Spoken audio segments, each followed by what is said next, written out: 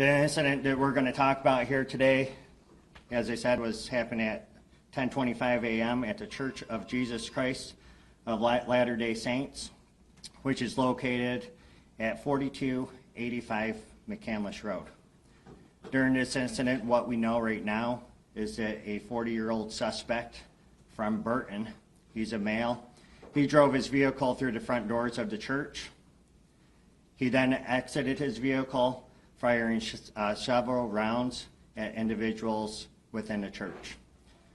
10 gunshot victims have been transported to local hospitals at this time, including one who has been deceased.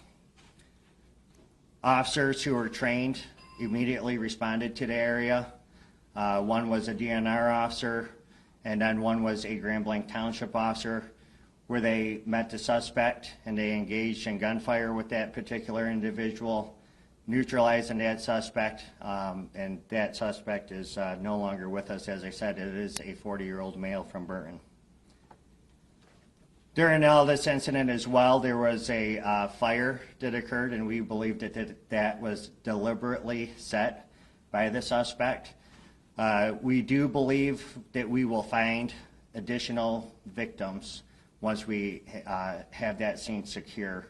That fire was just extinguished by the Blanc Township Fire Department within the past hour.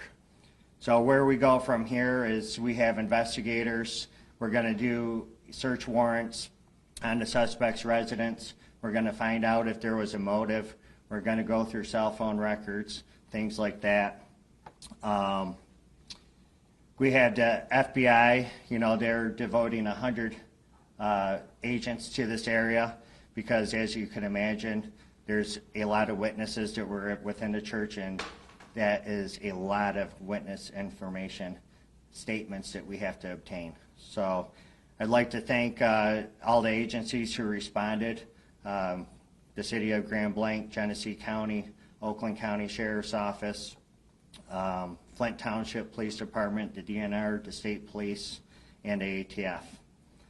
I will provide additional information for you at 5 p.m., but I am willing to take any questions that you have that I could possibly answer right now. Chief, can you talk about the progress of events? Did the suspect set the fire to get back inside of his vehicle and then ram the front door, or did it all happen at the same time?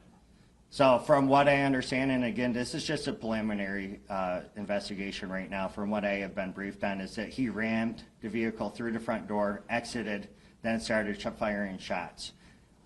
We are still trying to determine exactly when and where that fire ended up coming from and how it got started. So we believe it was deliberately set, though, by the suspect. Were they in an active service when this happened? Yes, the service was active. There was hundreds of people within the church. Are you sure it's only one suspect at this point, or is it possible other people helped setting the fire? What happened? Yes, it is one suspect that we know of at this point. We do not believe that there's a threat to the public. We believe that we have the guy who did this. Andy? Sir. Could you comment at all on the severity of the injuries at this time? We have a couple in critical condition. Like I said, one is deceased. The rest of them are in stable condition. A couple, maybe three or two, I'm sorry? One deceased. The suspect is deceased as well. And then multiple victims are in critical condition. We do believe that we will find some additional victims once we find the area where the fire was. Any word on the weapon yet? An assault rifle. So, Andy, as far as ammunition, did he have a lot of ammunition? That I don't know of yet, and I could get you later. Okay. Hi, Bill. Hey. Was the suspect known to authorities, and did he have any connection to anyone who was in that church? Right now, we don't have any of that information, but I'm confident that our investigators, along with the FBI, we're going to end up uncovering all that information and provide that at a later time for you. Chief, to clarify, you said there may be additional victims like inside the church? Or? Yes, where the fire was. So, and the reason why we can't confirm that just yet is because it was a large fire, and we do believe that there was people up there that were near that fire, and they were unable to get out of the church. So we do believe that we will find additional victims once we're able to search that, once there's no signs of a fire reigniting. So do you believe that the victims that are still there, they succumbed to fire injuries or gunshots, or you're not sure yet? That I'm not sure, but I could provide all that information hopefully at 5 p.m. The shots were fired. Shots were fired, Right. yes. And he had no idea how many, though, at this point. No idea how many at this time. Yeah. Can you Sir. describe the church? Is there like a worship area and then like a gathering space or something like that? I mean, can you- That I have not been in, so I can't tell you the layout. Chief, can you kind of describe the process of how things change for tactical response when there's an active fire? Every training I've seen, it's always been a building that has not been on fire. So how do you deal with an active shooter when you have that situation happening as well? Well, we are here at Grand Blanc Township, and there's a lot of agencies within the state of Michigan. We are specifically trained to go right to the threat in an active shooter situation.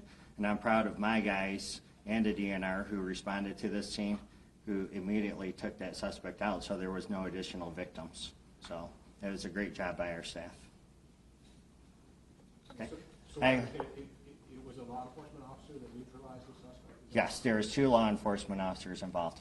I will be back here at 5 p.m. to give you additional information and hopefully answer some of the questions that you guys went over here today. So, okay? Supervisor Bennett?